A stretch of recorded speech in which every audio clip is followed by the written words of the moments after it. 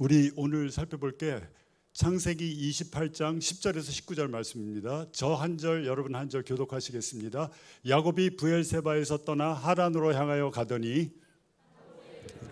진지라 거기서 유숙하려고 그곳에 한 돌을 가져다가 베개로 삼고 거기 누워 자더니 꿈에 본즉 사다리가 땅 위에 서 있는데 그 꼭대기가 하늘에 닿았고 또 본즉 하나님의 사자들이 그 위에 오르락 내리락 하고 또 본즉 여호와께서 그 위에 서서 이르시되 나는 여호와니 너의 조부 아브라함의 하나님이요 이삭의 하나님이라. 내가 누워있는 땅을 내가 너와 내 자손에게 주리니 내 자손이 땅에 티끌같이 되어 내가 서쪽과 동쪽과 북쪽과 남쪽으로 퍼져나갈지며 땅의 모든 족속이 너와 내 자손으로 말미암아 복을 받으리라.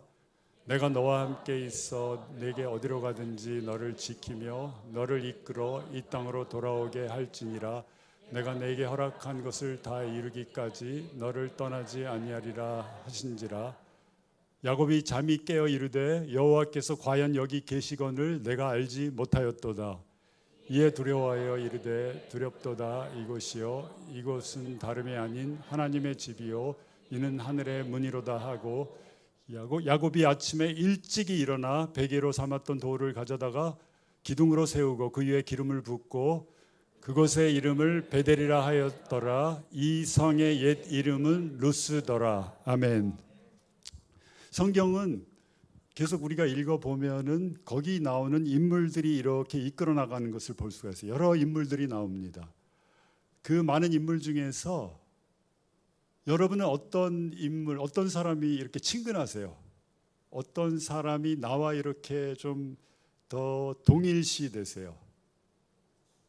그런 인물 중에 하나가 제가 가장 친근하고 또 이렇게 가장 옆에서 와우, 야곱이 더 나의 입장을 더 이렇게 말해주고 표현해주는 인물이 있다면 야곱이에요. 예. 야곱은 우리가 알겠지만요, 그 가정이 이렇게 순기는 가정이 아니었어요. 엮이는 가정이었어요.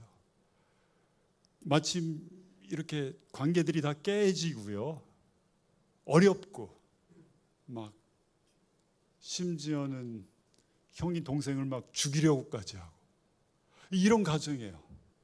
이런 가정에서 야곱이 태어나서 자랐고 또 야곱은 개인적으로 욕심 많고 이기적이고 그리고 또 거짓말하고 또 움켜잡고 막 경쟁에서 막 이기는 거 좋아하고 움켜잡은 거 절대 놓지 않아요. 완전히 불화구 같아요. 꽉 잡으면 그냥 물었으면 끝나는 거예요. 그런 야곱인데 그 야곱에게 하나님이 은혜를 베풀어 주신다는 거예요. 그런 야곱일지라도 하나님이 은혜를 베풀어 주셔서 새롭게 시작하게 하시고 또 새롭게 이렇게 회복시켜 주시는 그런 하나님을 야곱의 인생을 통해서 보기 때문에 너무 저는 좋아요. 그리고 여러분들 창세기 읽어보면 아시겠지만 앞으로 이제 모세오경 그 인덕 귀납적 성경 공부하시면 이제 아시겠지만 야곱이요, 창세기 25장부터 마지막 장까지 야곱이 나와요. 그 야곱의 스토리가 그 아들들, 물론 아들들 12아들을 통해서 이스라엘을 이루어 나가시는 하나님의 역사가 거기 다 포함되어 있죠. 근데 그 25장부터 50장까지 야곱의 인생이 쫙 펼쳐지는데요, 야, 쉽지 않아요.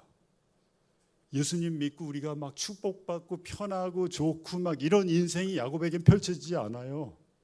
힘들어요. 야곱이 마지막에 요셉 때문에 이집트에 가서 이제 그 70명과 함께 자기 자손들과 함께 이집트로 내려가게 됩니다. 흉년을 피해서. 그때 바로 앞에 서요. 근데 바로에게 야곱이 고백해요. 내 나이 130살입니다. 그런데 나는 험악한 인생을 살았습니다. 라고 고백해요. 그리고 나오면서 저는 거기서 멋진 게 바로를 축복해요. 아니 멀리서 흉년 피해서 온 피난민이 난민이 그 애굽의 이집트의 왕을 축복하고 나오는 걸 볼 수가 있어요. 뭐예요? 축복은 뭐예요? 위에 있는 사람이 아래에 있는 사람 축복하는 거예요. 내가 그렇게 험악하게 살았을지라도 나는 하나님의 사람으로 당신을 축복하겠습니다 라고 나오는 야곱의 모습, 그런 것들이 이제 쭉 펼쳐지는 것을 볼 수가 있습니다. 야곱은 문자적 의미로 힐 스네처예요. 그러니까 뒤꿈치를 이렇게 잡은 자. 형 에서하고 쌍태로 쌍둥이로 이렇게 엄마 뱃속에서 막 있다가 형이 먼저 나가니까 오, 안 돼, 안 돼, 안 돼 하면서 형의 뒤꿈치를 이렇게 부여잡았어요. 내가 먼저 나가야 되는데. 아마 야곱은요, 머리부터 나오지 않고 팔부터 나왔을 것 같아요. 그냥 계속 붙잡고 있었으니까. 예, 그런 야곱이에요. 에서는 태어나서 보니까 와우, 전신에 털이 많았어요. 그래서 에서의 문자적 의미는 해열이에요. 털이 너무 많은 거예요. 에서는 밖을 떠도는 사냥꾼이었습니다. 야곱은 어머니와 함께 집에 좀 있었어요. 집에 거하는 아이였고요. 그래서 그 아버지 이삭은 에서가 밖에 나가서 사냥해 온 것들을 그 음식으로 해서 먹는 걸 너무너무 즐겼어요. 그래서 이삭은 특별히 에서를 사랑했고 어머니 리브가는 당연히 야곱을 사랑했죠. 그러니까 거기서도 약간 그 이제 이렇게 디비전이 생겨요. 예, 아빠와 엄마 사이에 또 아들과 아들 둘을 놓고 이제 그런 걸 볼 수가 있습니다. 그래서 하루는 에서가 밖에 나가서 막 사냥을 열심히 하고 막 오랫동안 밖에서 있다가 돌아왔는데 야곱이 집에서 팥으로 붉은 죽을 쏘아 놨어요. 에서가 막 헐레벌떡 집에 와서 보니까 막 팥죽이 불불 끓고 있었어요. 그래서 에서가 야곱한테 야, 나 지금 배고파 죽겠는데 그 팥죽 한 그릇만 줄래 했더니 야곱이 알았어 형, 내가 이 팥죽 줄 텐데 형이 가지고 있는 장자의 명분을 나한테 줘, 나한테 넘겨. 그럼 내가 이 팥죽 줄 거야. 에서가 야, 지금 배고파 죽겠는데 장자의 명분 따위가 무슨 소용이냐 하면서 장자의 명분과 팥죽을 바꿉니다. 그런데요, 나중에 그게 성경은 에서가 장자의 명분을 가볍게 여겼더라고 말씀해요. 나중에 장자의 명분뿐만이 아니라 뭐까지 뺏겨요? 장자의 축복까지도 다 야곱한테 뺏기게 돼요. 그래서 세월이 조금 지났어요. 이삭이 나이가 많았어요. 막 눈이 거의 안 보이게 됐고 기력이 쇠해졌으니까 에서를 불렀어요. 야, 에서야, 내가 이제 살 날이 얼마 안 남았는데 너 나가서 사냥해서 맛있는 요리를 해서 나를 좀 대접하라. 내가 네가 만든 요리를, 에서는 요리도 잘했나 봐요. 그 요리 좀 먹고 내가 너를 마음껏 축복하고 싶다, 죽기 전에. 이렇게 얘기하니까 에서가 나갔습니다. 나가서 사냥을 막 하고 나갔는데 리브가가 그걸 옆에서 들어요. 그래서 야곱을 불러요. 야곱, 너 가서 염소 2마리 좀 잡아와. 너희 아버지가 형을 축복하고 싶은데 네가 가서 이 요리를 가지고 가서 네가 대신 축복받아라 하면서 염소 2마리로 요리를 해서 야곱에게 에서의 옷을 입히고, 또 해열이니까 야곱은 털이 없었나 봐요. 염소 털을 다 팔하고 목하고 이런 데 다 감아가지고 에서처럼 보이게끔 해서 엄마가 만든 맛있는 염소 요리를 가지고 이삭한테 나가게 합니다. 아버지한테. 그래서 그렇게 하니까 에서가 야곱이 뭐라고 하냐, 아니 어머니 말도 안 돼요. 아버지 눈이 좀 침침해도 목소리는 듣잖아요. 괜히 그렇게 들어갔다가 축복커녕 나는 아버지의 저주를 받을 거예요. 엄마 왜 그래요 어머니, 싫습니다 했더니 빨리 네가 이렇게 해서 들어가야 돼 하면서 야곱을 이렇게 들여보냅니다. 이삭 앞에 섰어요. 요리를 갖고 와서 이삭이 당연히 무슨 질문하겠어요. 오늘은 너 왜 이렇게 빨리 왔어? 시간 보통 좀 걸리는데 오늘 왜 이렇게 빨리 왔냐고 그랬더니 거기서 야곱이 아버지한테 이렇게 얘기합니다. 아버지의 하나님이 내가 잡을 것을 빨리 잡게 해주셨습니다. 거기서 첫 번째 거짓말이에요. 누구 이름 팔아요? 아버지의 하나님의 이름을 팔고 거짓말해요. 그러니까 이삭이 듣고 있다가 너 일로 좀 가까이 와봐. 너 목소리는 야곱인데 한번 내가 너 만져봐야겠다. 그러면서 이렇게 만져보니까 헤어리예요. 털이 너무 많아요. 그리고 냄새를 이렇게 맡아봤더니 에서의 의복에서 나는 냄새가 나요. 물론 의복을 바꿔 입었다는 것도 큰 의미가 있어요. 우리가 계속 생각해 보면은. 그런데 여기서 완전히 그렇게 해서 이삭으로 이렇게 포장해가지고 나간 야곱이 아버지로부터 장자의 축복을 받습니다. 마음껏 이삭이 에서인지 알고 야곱을 축복해야 되는 거죠. 근데 이제 그 다음에 에서가 들어왔어요. 막 뛰어와서 아버지 내가 여기 이렇게 요리를 해갖고 왔습니다라고 왔더니 이삭이 깜짝 놀라. 아니 나 이미 지금 다 축복했는데 내가 축복한 사람 누구지? 야곱이구나. 야곱이라는 걸 이삭이 알고 어떻게 해야 돼? 죽이려고. 야 진짜 형제들끼리 이제 칼부림 나는 거예요. 그 야곱을 에서가 죽이려고 하니까 엄마가 그 에서의 마음을 또 옆에서 살짝 느끼고 야곱한테 야 야곱아 지금 여기 있다가는 우리 집안에서 막 형이 너를 죽일 테니까 너 빨리 며칠 동안 형의 노가 풀리기 전까지 하란에 있는 외삼촌 집에 잠깐 가 있어라 하면서 짐을 꾸려가지고 하란으로 야곱을 떠나보냅니다. 근데 그 며칠이 20년이 흘러요.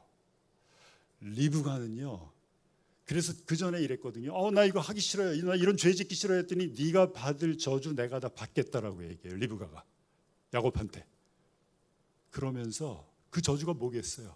자기가 사랑하는 아들 그 이후로 보지 못하고 리브가는 세상을 떠나게 됩니다. 안타깝죠. 정말로 이렇게 깨어지고 디스펑셔널한 패밀리예요. 속이고 죽이려고 하고 훔치고 차지하고. 그래서 야곱이 급하게 짐을 꾸려서 가족과 집을 떠나서 하란으로 향하게 됩니다. 야곱의 마음이 어땠겠어요? 처음으로 집을 떠나서 혼자 되는 거예요. 그 마음이 어떻겠어요? 두렵겠죠. 하란까지가 1000km나 돼요. 대략 1000km 길 가려면 적어도 한 달 이상 걸어가야 되는데 빨리 걸어가도 그 길을 떠나는 야곱의 마음이 어떻겠어요? 슬펐을 거예요. 외로웠을 거예요. 무척 외로웠고 무척 후회했을 거예요. 왜 내가 엄마 말 들어가지고 엄마가 왜 나한테 이런 거 시켜가지고 나 이렇게 만들었지? 라고 또 엄마한테 또 이렇게 브레임도 했을 거예요. 그래서 그렇게 외롭고 힘들고 슬픔과 후회로 가득 찬 야곱이 첫 밤을 노숙하게 됩니다. 여러분 혼자 텐트도 없이 막 아무것도 없이 노숙해 보신 적 있어요? 하늘만 보이고요. 하늘이 갑자기 허공이 하늘이 펼쳐져 보이고 그런 그 노숙자가 된 거예요. 하란까지 걸어가는 그 길을 그 여정을 이제 출발하게 되는 것입니다. 그러면서 10절이 그렇게 시작하는 거예요. 야곱이 브엘세바에서 떠나 하란으로 향하여 가더니 한 곳에 이르러 해가 진지라 거기서 유숙하려고 그곳에 한 돌을 가져다가 베개로 삼고 거기서 누워 자더니 야곱이 빈 베개가 돌베개예요. 소프트 필로가 아니고 뭐예요? 딱딱한 비계예요. 무슨 의미가 있죠? 그냥 야곱의 마음을 그 비계 하나가 다 표현해 주는 것 같아요. 어쩔 수 없이 비계는 필요하니까 돌베개 비고 자는 거죠. 꿈에 본즉 사다리가 땅 위에 서 있는데 그 꼭대기가 하늘에 닿았고 또 본즉 하나님의 사자들이 그 위에 오르락 내리락 하고 12절에 이렇게 말씀하고 있습니다. 이 말씀 어디서 들어본 것 같지 않아요? 이제 하나님이 이렇게 자기를 계시하시면서 나타나시는데 이 장면을 먼저 보여주시는 거예요. 꿈에서 사다리가 땅 위에 걸쳐 있고 또 그게 하늘에 닿았는데 하나님의 사자들이 거기를 오르락 내리락 하고 있어요. 여기서 하나님의 사자들이 오르락 내리락이죠. 내리락 오르락이 아니에요. 어떤 의미가 있죠? 하나님의 사자들의 첫 번째 사역의 장소는 이 지상이에요. 그러니까 하나님의 천사들이 이 지상에서 사역하고 있어요. 사다리가 있으니까 오르락 내리락 한 거예요. 다시 지상으로 오는 거예요. 사역하러. 누구를 위해서? 우리 위해서. 영어로 보면 가디안 에인절이라고 있죠. 베드로가 감옥에 갇혀요. 교회는 막 베드로가 감옥에 갇히니까 막 사도행전에서 막 기도해요. 베드로 주님 베드로에게 은혜 베푸셔서 풀어주게 해주십시오. 근데 갑자기 막 성령님이 임하셔서 막 다 풀어지고 와서 베드로가 풀려나요. 그래서 와서 그 기도하는 그 방에 이르러서 뚝뚝뚝 했더니 다 기도하느라고 정신이 없네. 로뎀이라고 하는 계집종이 하나 나오더니 누구십니까 했더니 베드로가 서 있는 걸 들어요. 목소리를. 베드로 목소리를 듣고 가서 베드로 이미 여기 와 있습니다라고 했더니 기도하는 사람들이 뭐라고 얘기해요. 아니야. 베드로 아니고 아마 베드로 천사일 거야. 베드로의 천사일 거라고 그렇게 얘기해요. 천사의 프라이머리 사역지는 이 지상이에요. 그래서 여러분 우리가 천사 볼 수 없어도 천사가 나를 위해서 나를 지켜주고 보호해주고 그렇게 우리 가정을 지켜주고 물론 뭐 그것 많이 생각 안 하고 살죠 우리가. 그런데 그렇게 사역하고 있다는 걸 우리가 알고 있으면 좋을 것 같아요.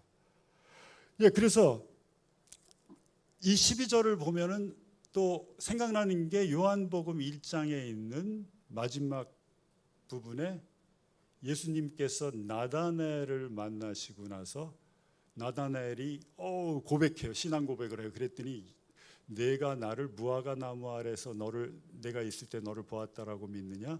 내가 훨씬 더 큰 일을 보리라 하고 진실로 너에게 이르노니 하늘의 문이 열리고 인자 위에 천사들이 오르락 내리락 하는 것을 네가 볼 것이다라고 얘기해요. 그러면 이 귀절하고 그 예수님이 나다나엘에게 말씀하신 요한복음 1장의 귀절하고 연결해 보면 사다리가 누구죠? 예수님이세요. 인자 위라고 사다리가 놓여져 있고 사다리 위를 하나님의 사자들이 오르락 내리락. 요한복음 1장에서는 인자 위에 무슨 의미가 있어요? 예수님이 지상과 하늘을 연결하시는 그 사닥다리시구나.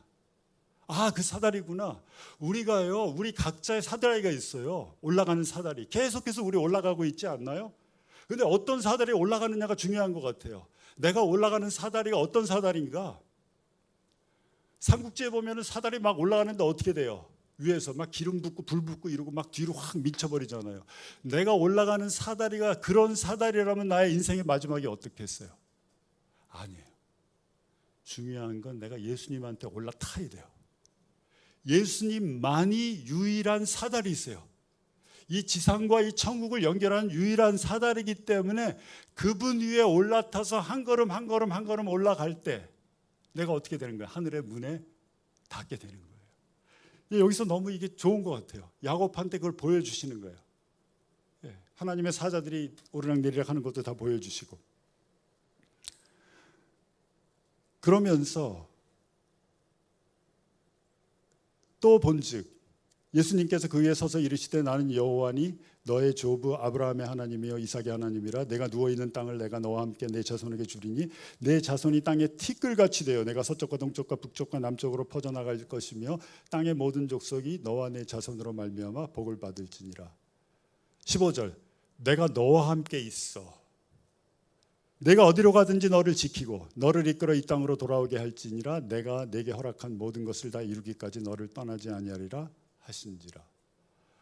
여기서 하나님이 사다리를 통해서 보여주시고 나타나셔서 야곱한테 축복해 주세요.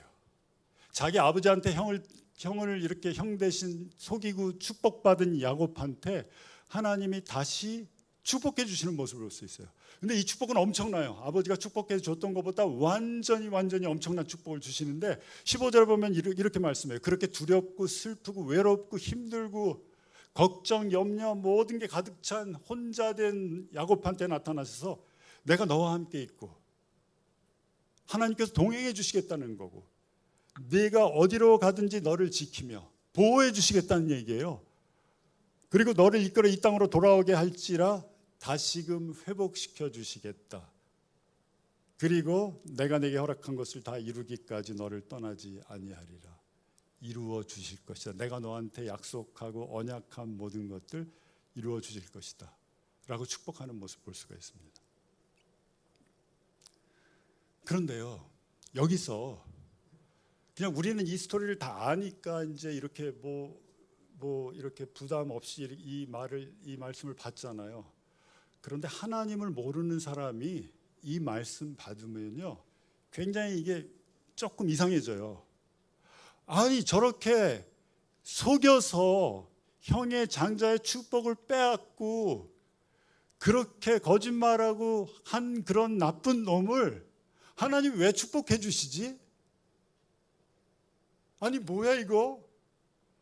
제가 결혼하고 나서 이제 미국에서 예수 믿고 한국에 나왔을 때 우리 집사람이 다니던 교회 목사님이 이제 그때 장인어른 혼자 계셨는데 신방 왔어요. 가정 예배 드린다고. 근데 그분이 우리 장인어른 그때 예수님 전혀 안 믿었거든요. 완전히 뭐 자기 의로 충만하고 뭐 아주 굉장히 나이스하고 아주 멋있는 젠틀한 그런 사람이었어요. 근데 이 구절을 가지고 설교하시는 거예요. 그리고 다 설교하시고 이제 가셨는데 갑자기 그분 얼굴이 울그락불그락 하는 거예요. 그래서 왜 그러시냐고 그랬더니, 아니 어떻게 하나님이 이런 사람 축복해 줄 수가 있냐, 이렇게 나쁜 사람 하나님이 축복해 주시는 하나님이면 난 그런 하나님 그냥 보기도 싫대. 막 일부러 먹고 큰 건수 잡은 것처럼요. 되게 당당해지시더라고요. 할 말이 별로 없어요. 그렇네요. 근데 이제 이렇게 뭐 하여튼 전 그때 어떻게 얘기했는지 잘 모르는데 하여튼 그렇게. 그래서 여러분도 혹시 하나님 모르는 분들한테 이 말씀은 절대 하지 마세요. 괜히 그냥 이렇게 우리 공격당해요. 그런데 성경은 어떻게 말씀하냐면 로마서 9장 13절 14절에 이렇게 말씀해요. 더 나가서 기록된 바 내가 야곱은 사랑하고 에서는 미워하였다 하신 것 같으니라. 그런즉 우리가 무슨 말하려? 하나님께 불의가 있느냐? 결코 그럴 수 없느니라. 하나님이요, 그냥 야곱은 사랑하고 에서는 미워했다고 그냥 도장 꽝 찍어버렸어요. 무슨 의미죠? 하나님이 야곱은 사랑하시고 에서는 미워했다는 말이 리브가가 임신했을 때 예언적으로 말씀하시기를 큰 자가 작은 자를 섬기리라고 말씀해요. 그러니까 앞에 나온 장자가 뒤에 작은 자를 섬기리라 이렇게 말씀하시는데, 하나님의 주권적인 주재권을 가지시고 결정하신 거예요. 야곱을 사랑하시기로. 하나님께 무슨 불의가 있느냐? 그럴 수 없다. 하나님은 지금도 보지만 훨씬 더 큰 마스터 플랜을 가지고 선택하셨고 사랑하셨다라고 보면 되겠죠. 근데 하나님이 에서는 미워했고보다 더 이해가 안 가는 게 야곱 사랑했다는 거예요. 근데 그게 자꾸 이렇게 이해가 안 가요. 그러니까 그걸 우리가 이제 우리 쪽에서 볼 때 하나님이 야곱과 같은 사람을 사랑했기 때문에 나 같은 사람도 하나님이 사랑할 수 있는 거다. 그런 하나님이시구나. 잘하고 의롭고 뭐 열심히 살고 이런 하나님, 그런 사람 물론 사랑하시죠. 근데 그런 사람 사랑하시지만 야곱같이 메스업되고 야곱같이 완전히 속이고 사기꾼이고 거짓말하고 이런 사람까지 사랑하시는 하나님이시니까 나 같은 사람 하나님이 사랑하시는구나. 나 같은 사람에게 하나님이 은혜를 내려주시는구나 라는 것이 너무 위로가 되는 거예요. 만약에 야곱 미워하고 에서만 사랑했다면 야곱 같은 사람은 막 안 돼, 너는 이 나쁜 놈, 어떻게 이럴 수가 있어 이러면서 미워했다면 아마도 저와 여러분은 설 자리 없었을 거예요.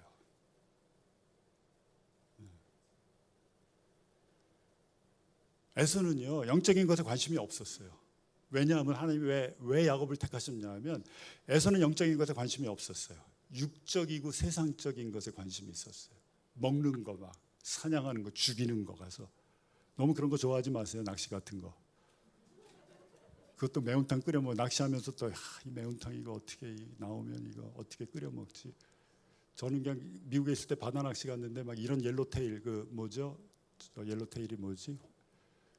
우리 겨울에 여기서 방어 한국말로 방어가 막 10kg짜리 15kg짜리 막 이런 게 잡혀요. 미국에 배 타고 나가면. 그럼 그 배 타고 나가면 우리 셀 했던 형제들이 집에서 다 기다리고 있어요. 아니 그 자매들하고 요리할 뭐 할 그런 사람이. 그럼 이거 하나 건지면 막 그냥 뭐 해서 먹지 하는데, 정말 그때 그 중국 요리사가 있어가지고 그냥 회부터 시작해서 막 그 뭐죠, 생선 튀김부터 시작해서 엄청나게 먹었던 기억이 나요. 근데 너무 그런 쪽에만 관심이 많았어요, 에서는. 그리고 또 한 가지 실수는 해쪽 속의 여인하고 결혼했어요.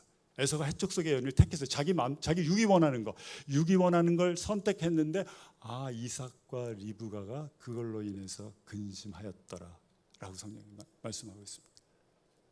야곱은 어떤 사람이에요? 왜 하나님이 야곱을 일방적으로 택했어요? 에서를 미워하고 왜 하나님이 야곱을 사랑하셨겠어요? 야곱은요, 축복의 자리로 나가려는 그 강렬한 열망이 있었어요. 예. 자기는 뒤처지고 자기는 세컨드고 해도 내가 꼭 축복을 받겠다라는 강렬한 열망이 있었습니다. 비록 이름은 막 힐슨의 처고 사기꾼이고 거짓말하는 자지만, 주님, 저는 하나님의 축복은 어떻게든지 받아야겠습니다 라고 강렬하게 나가는 야곱이었어요. 그렇기 때문에 하나님이 야곱은 사랑하신 거예요. 내면을 보시고. 그래서 그 예수님이 말씀하시죠. 천국은 어떤 사람 것이라고요? 침노하는 거. 침노가 뭐예요? 그냥 막 뒤로 붙이는 거예요. 그냥 열정적으로 막 밀고 나가는 거예요. 여러분들 여기 오실 때 그냥 조금 더 내가 지금 하나님 만나고 싶고 하나님 예배하고 싶은 열정에 한 5%, 10% 매주 한번 이렇게 애드해 보세요. 예, 그렇게 나오셔서 예배 드릴 때 그 예배 드리는 하나님이 나한테 베풀어 주시는 게 다를 거예요, 아마. 나 꼭 은혜 받기 원합니다. 오늘 이 예배를 통해서 내 삶이 힘들든 어렵든 좋든 상관없이 난 은혜 받기 원합니다. 난 하나님만 보겠습니다. 나와서 지금 하나님께 초점 맞추겠습니다 라고 나오시면은 아마 엄청나게 그 전에 느껴보지 못했던 그 강렬한 하나님의 축복과 사랑을, 은혜를 내가 느끼실 수 있을 겁니다. 그래서 그런 야곱한테 베풀어 주시는 게 은혜예요. 은혜예요. 은혜가 뭐죠? 은혜는 내가 잘난 거 아무것도 없어요. 내가 땀 한 방울 흘리지도 않았어요. 나는 받을 자격이 전혀 없어요. 그런데 하나님이 나한테 베풀어 주시는 호의, 그게 은혜. 야곱 받을 자격이 있어요? 축복 받을 자격이 있어요? 전혀 없어요. 아무것도 없어요. 예. 여러분 같으면 야곱 어떻게 했겠어요? 축복해 주셨겠어요? 전 절대 안 해줘요. 야, 너 혼자 가서 고생해. 1000km 한번 걸어봐. 앞으로 라반이라는 그 나쁜, 너보다 단수가 4,5다는 위인데 그 사람 밑에 가서 한번 쎄빠지게 한번 일해봐. 그래야 네가 어떤 일을 했는지 발견할 거야. 뭐 이러면서 아마 이렇게 보냈을 거예요. 근데 하나님은 야곱을 축복해 주시고 야곱한테 은혜를 베풀어 주셨습니다. 그렇게 은혜를 받은 야곱이 16절에서 이렇게 고백하고 있습니다. 야곱이 잠에서 깨어 이르되 여호와께서 과연 여기 계시거늘 내가 알지 못하였도다. 하나님 여기 계셨는데 내가 알지 못했어요. 하나님은요, 우리와 함께 하세요.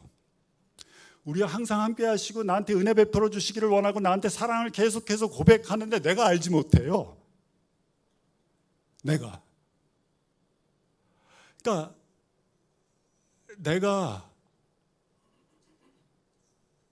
알지 못해. 다른 걸로 바빠요. 관심이 없어요, 하나님한테.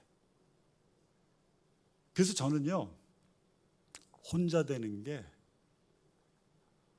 혼자 있는 시간, 혼자 여행 떠나는 것, 혼자 되는 것, 참 하나님을 느낄 수 있는, 저는 그 탑건 매브릭 보셨어요? 갑자기 또 영화 얘기를 해서 죄송합니다. 그 제가 85년도에 86년도에 미국 처음 85년도에 이민 갔고 86년도에 거기서 본 영화예요. 막 황홀했어요. 누구죠? 이름이 뭐죠? 탐 크루즈죠. 갑자기 그 탐 크루즈를 보고 탑건 매브릭을 보는데 완전히 저하고 저랑 나이가 같아요. 그 사람이 늙어 온 여정을 보고 이게 나 지금의 모습이 그 모습이고, 그러니까 이게 탑건 2가 그 매브릭이 너무나 은혜가 되는 거예요. 근데 거기서 탐 크루즈가 교관으로 들어와서 보신 분 아시겠지만 그 F-18 전투기 그 무슨 사용 설명서를 쓰레기통에 팍 집어 던지더라고요. 그러면서 나는 가르치지 않습니다라고 얘기하더라고요. 여러분한테 나는 가르치지 않습니다라고 얘기해요. 그럼 가르치자는 뭐 하는 건데? 거기서 그러니까 탐 크루즈는 자기는 보여주겠다는 얘기야. 난 너한테, 내가 나이가 이렇게 많지만 너희들은 젊지만 나는 너한테 보여주겠다는 얘기예요. 거기서 저도 굉장히 열정이 생겼어요. 그게 그 사람 보고 나도 보여주면 되겠구나 이제. 나도 보여주면 되겠구나. 그러고 나서 이걸 팍 버리고 나서 내가 여러분 이 안에 뭐 들어있는지 알아요? 하니까 다 알죠. 거기도 다 탑건 출신들인데 그걸 쓰레기통에 팍 집어던져요. 여기 들어있는 거 여러분이 다 아시듯이 우리의 적들도 여기 있는 거 다 안다고. 우리가 싸워야 할 적들이 있는데 그 적들도 여기 들어있는 매뉴얼 다 아니까 이거 필요 없다. 그럼 적을 이기기 위해서는 뭐 해야 되냐면 이 매뉴얼에 있는 한계를 넘어서야 된다. 한계를 넘어서지 않으면 우린 적들한테 질 수밖에 없다. 이렇게 얘기해요. 한계를 넘어선다는 게 너무나 은혜가 된 거예요. 또 우리도 영적 전쟁 치르고 있는데 만약에 내가 내 한계에 머물러 있다면 100점 100패예요. 내 한계가 있으면 내 한계는 수요일날 성경 공부 안 가는 거야. 가기 싫어. 근데 그 한계를 뛰어넘어야지 내가 이길 수 있는 거라고요. 난 금요일날 기도회 안 갈 거야. 집에 있는 게 더 좋아. 라고 내 한계에 자꾸 나를 가둬두면 나는 100점 100패로 적들이 나보다 더 잘 알아요. 그 나를 뒤에서 조정해요. 어떻게 하든지 잡아 당기는 거예요. 내가 예수님 알면 예수님 더 이상 못 알게 하려고. 근데 거기서 일어나서 내가 승리의 스텝을 뛰기 위해서는 뭘 해야 되냐면 나의 한계를 넘어가야 돼요.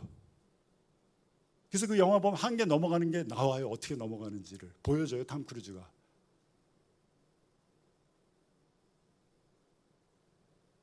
그래서 저는 혼자 있는 말씀을 드리려다가 이걸 했는데요.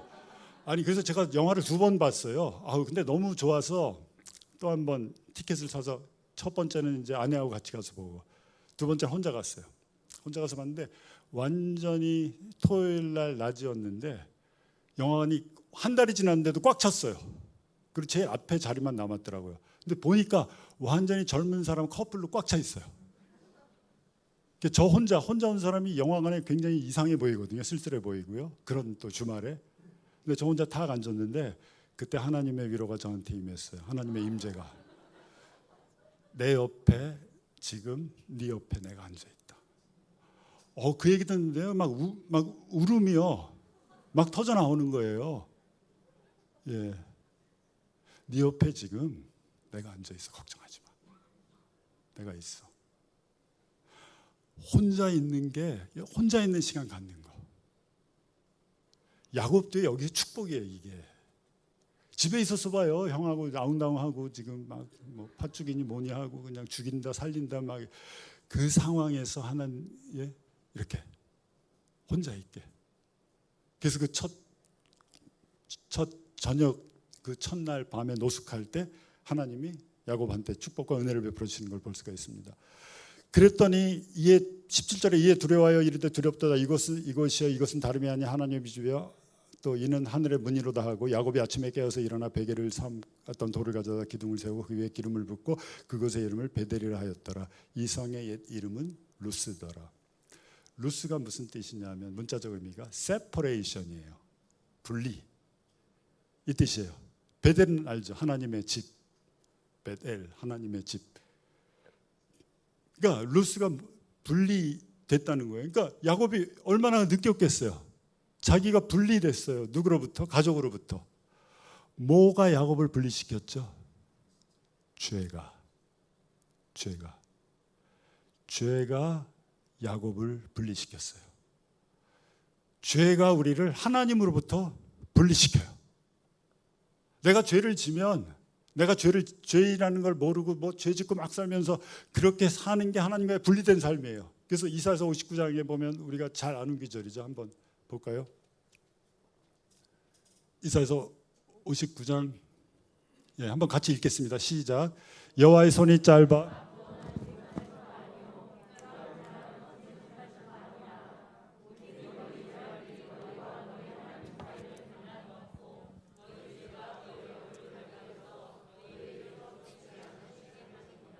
네, 여기서 뭐가 분리시켰다 그래요?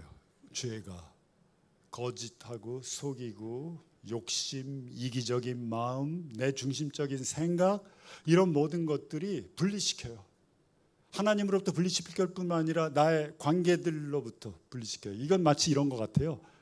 이 분리되는 게 그냥 이렇게 분리는 게 아니라 확 찢는 거예요. 종이를 확 찢어가지고 분리시키는 거예요. 뭐예요? 테어다운 하는 거예요. 확 찢어서 다 깨트리는 거예요. 죄가, 나의 욕심이, 야곱의 욕심이. 그래서 그곳이 루스, 세퍼레이션, 분리되었던 곳인데 야곱이 하나님의 축복과 은혜를 받고 나니까 뭘로 변해요? 그것이 베델로 변해요. 하나님의 집. 여기 하나님이 계시는 곳이구나. 그러니까 야곱도 정말 아버지의 하나님만 알고 살았지 나의 하나님, 자기 하나님을 몰랐어요. 그래서 자기 욕심대로 산 거예요. 이기적으로 혼자 외롭고 우울하고 화도 내고 막 자기가 취하고 싶은 건 다 취하려고 했고, 그래서 외롭게 그렇게 혼자로서 살아왔어요. 물론 뭐 어머니하고 이렇게 잘 맞았겠죠, 둘이서. 그런데 보니까 루스에 떨어지고 나니까 어때요? 루스에 오고 나니까 이건 뭐 더 극치예요. 외로움의 극치. 완전히 루스까지 이렇게 내려왔어요. 바닥까지. 우리도 어떤 때 우리 삶이 그렇지 않나요? 죄로 인해서 내가 루스를 경험하면서 살고 있지 않나요? 가족들은 있는데 그 가족들 사이에서 외롭지 않나요? 하나님이 너무 멀리 있는 것처럼 느껴지지 않습니까? 나를 사랑한다라고 하나님 말씀하시는데 그 사랑을 내가 못 느끼고 있다면 죄가 하나님과 나 사이에 죄가 가로막고 있는 거예요. 무슨 죄인지 모르겠어요. 하여튼 하나님은 나한테 말씀하시는데, 아니면 내가 어디에 빠져 있든지. 그래서 우리는 자꾸 외로움과 슬픔과 두려움과 이런 걸 달래기 위해서 뭐예요? 내가 자꾸 나만의 세계를 개척해 나가지 않나요? 요즘 뭐 많죠, 그런 세계들이. 제가 일본 갔다 온 어떤 사람 만났는데, 근래에 일본 갔다 온 사람인데 일본 식당에 갔는데요, 놀라운 게 있대요. 일본은 사람들이 들어와서 런치를 먹는데 다 혼자 혼밥하는 거예요. 다. 그래서 두 사람이 가면 그 두 사람이 가는 게 좀 이상해요. 두 사람이 앉아서 먹는 게 이상해 보일 정도로 일본이 그렇게 혼밥하는 그런 문화가 됐다라고 얘기하더라고요.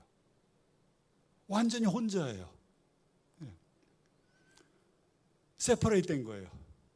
물론 자기만의 세계가 있겠죠. 물론 이유は모르겠지만 그렇게 해서 자기만의 세계를 자꾸 즐기는 거예요. 중독이 됐든 뭐가 됐든 어디에 빠졌든 뭐 어떻게 됐든.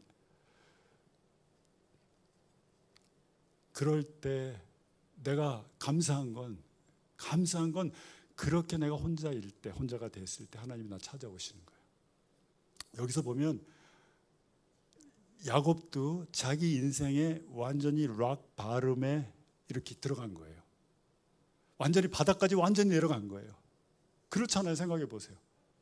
가족들 다 떠나고 혼자 남고, 그것도 형이 자기를 죽이려고 하고, 그런 상황에서 완전히 락 바름에 혼자 됐을 때 하나님께서 찾아오시는 걸 볼 수가 있습니다. 누가복음 15장에 어떤 얘기, 탕자 얘기가 나오죠. 탕자도 어떻게 돼요? 아버지, 나 아버지 저 분기 받겠는데 아버지 죽기 전에 먼저 주십시오. 그러고 다 탕진해버려요.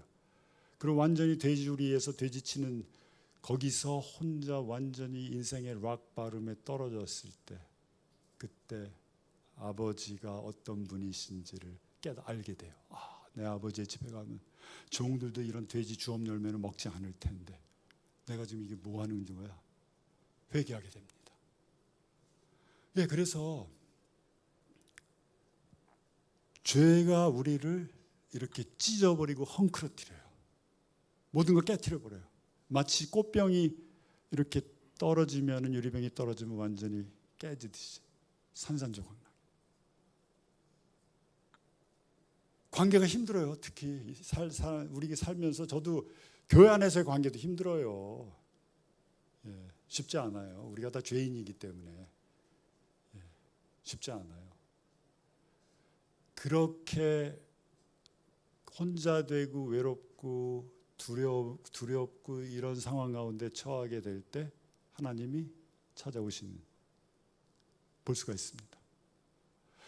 여기서 중요한 게 죄의 관점에서 루스를 바라보는데 또 다른 관점에서 루스를 바라볼 수가 있어요. 하나님도 그런 우리를 어떻게 해요? 그렇게 세상에 빠져 있고 하나님과 단절되어 있고 자기만의 루스를 살고 있는 우리를 어떻게 하세요? 다시 거기서 우리를 분리시키셔서 어디로 옮기세요? 하나님의 나라로 옮기세요. 그래서 우리가 거룩이라는 말이 있죠. 거룩이 헬라말로 하기오스예요. 그 거룩이란 말의 의미가 뭐냐면 set apart예요. set apart가 무슨 의미죠? 이렇게 분리해 놓는 거예요. set apart는 그러니까 죄가 사탄이 우리를 분리시킬 때는 어떻게 해요? 확 찢어버려요. 다 깨져버려요. 그냥 막 다 찢어버리고. 그런데 하나님이 우리를 분리시킬 때, 그렇게 세상에 빠져있는, 하나님 떠나서 세상에서 하나님 분리되어서 살고 있는 우리에게 찾아와서 우리를 세상으로부터 분리시키실 때는 set apart 하세요. set apart는 이런 의미 같아요. 아주 정성스럽게 나를 떠가지고 정말 다칠까 봐 정말 귀하게 여기면서 나를 떠가지고 하나님의 나라로 옮겨 놓으시는 것, 그래서 우리를 세상과 분리시키시는 것, 그게 set apart 같아요. 그렇게 하셨어요. 그래서 내가 있는 루스가 뭘로 변하게 하시는 거예요? 베델로 변하게 해주시는 거예요. 여기가 그렇게 해서 하나님의 사랑과 은혜와 축복을 하나님이 그렇게 해서 나를 축복해 주시고 나니까 그 장소가 뭐예요? 똑같은 장소였는데 그 장소가 하나님의 집이 되는 거예요. 하나님이 여기 계신 줄 내가 알지 못했구나 여지껏. 이것이 이제 다시는 루스가 아니라 이것은 베델이다 라고 야곱이 불렀듯이 나의 인생도, 여러분의 인생도 그렇게 해서 하나님의 set apart를 경험하게 되면 그것이 베델이 되는 거예요. 너무 감사한 거죠. 너무 감사한 거예요. 그 밤에 나타나셔서 그 최악의 상황 가운데, 최악이에요. 그래서 한번 저는 이렇게 질문하고 싶어요. 여러분의 베델은 어디입니까? 한번 생각해 보세요. 베델이 있어야 돼요.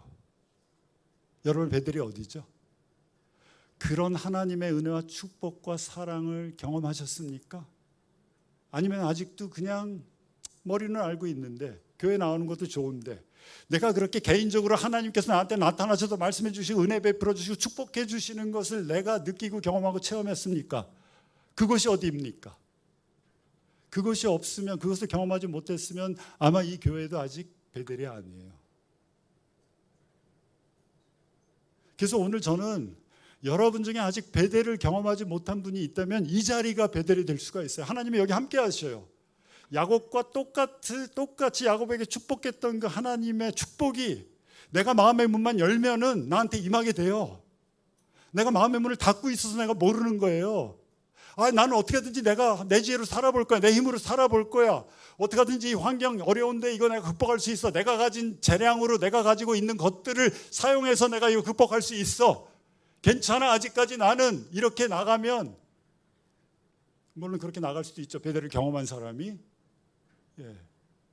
근데 내가 베델도 경험 못하고 계속해서 그렇게 나가면 나 아직 루스에 있는 거예요. 여기서 내려놓으세요. 루스가 어떤 곳이에요? 가장 낮아진 곳이에요. 야곱이 가장 낮아진 곳이에요. 돌베개 베고 자는 그 방이 얼마나 낮아진 곳이에요. 여관방도 아니고요. 그러니까 저는 이곳에서 내가 하나님, 저 모든 거 이렇게 엽니다. 모든 거 다 내려놓습니다. 이곳이 나의 베델이 되기를 원합니다라고 하나님 앞에 무릎 꿇을 때 이것이 베델로 되는 거예요. 그래서 저는 그런 체인지가 있었으면 좋겠어요. 여기서 야곱이 이제 그 베델을 경험하고 나서 떠나는 하란으로 떠나는 야곱의 발걸음이 어떻겠어요? 이건 완전히 해피피시예요. 그냥 가장 기분 좋을 때 걷는 발걸음 아시죠? 어떻게 표현해야 되지? 그 무겁고 힘들고 질질 끌고 모든 짐을 다 혼자 지고 와 하란까지 1000km 가야 되는데 어떻게 가지 이라면서 걱정과 염려와 두려움에 사로잡혀서 하룻밤을 묵은 그 다음날 하나님을 만난 야곱의 그 다음날 아침의 발걸음 어떻겠어요? 해피피시죠. 나중에 살랑살랑 막 너무너무 행복했겠죠. 그래서 저는 베델이 되기를 원합니다. 루스가 베델이 되는 건 심플해요. 하나님의 은혜를 체험하는 것밖에 없어요. 하나님의 은혜를 부어주시면 베델이 되는 거예요. 하나님의 은혜가 어디로 임해요? 낮은 자에게 임하고 맨 밑바닥으로 임해요. 저는 우리가 하나님의 여기서 야곱이 체험한 것보다 더 큰 은혜를 체험할 수 있어요. 어디서요? 십자가 아래에서. 내가 십자가로 가면은 야곱이 경험하지 못했던 엄청난 은혜가 십자가 아래에 있어요. 엄청나요, 그건. 그래서 저는 여러분과 함께 오늘 예배 이제 찬양을 할 텐데요. 이제 마치고 찬양할 때 정말 만약에 그런 분이 있다면 한번 주님 앞에 드려보세요. 나와 보세요. 예수님 나 십자가 앞으로 갑니다. 이제 나 다 내놓습니다. 당신이 나를 위해서 당신의 모든 삶을 목숨을 바쳤듯이 이제 나도 나의 삶 내려놓고 당신께 나갑니다. 그게 올바른 거 아니에요? 그거 경험했으면 십자가 그런 곳이잖아요. 다 내려놓고 나가는 거예요. 마음으로 믿어 의에 이르고 입으로 시인하여 구원에 이른다. 내가 예수를 주로 시인하겠습니다. 이제 주님이 예수님이 나의 주인이십니다 라고 고백하고 나갈 때 이곳이 베델로 임하게 되는 놀라운 역사가 있을 거예요. 우리 같이 한번 마지막으로 찬양하시겠습니다. 찬양하시면서 나가실 때 한번 베델을 경험하신 분 또다시 하나님께 하나님을 예배하고 하나님께 감사하고 또 혹시 그 사이에 죄진 거 있으면 또 회개하고 또 그렇게 나가시고 아직도 베델 못 경험한 분이 계시면 오늘이 그 날이 될 수가 있습니다. 같이 우리 다 같이 일어나셔서 같이